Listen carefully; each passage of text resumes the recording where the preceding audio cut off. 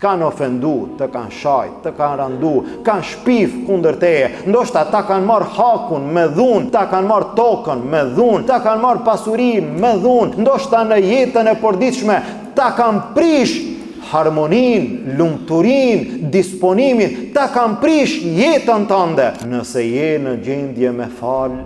kjo është më e mira. Po nëse nuk e fal, nëse lut Allahun, dije që ajo dua pranohet, kundër edhe vllaut tant, kundër edhe shokut tant, kundër familjarit tant, kundër atij që ti lutesh, mendoje mirë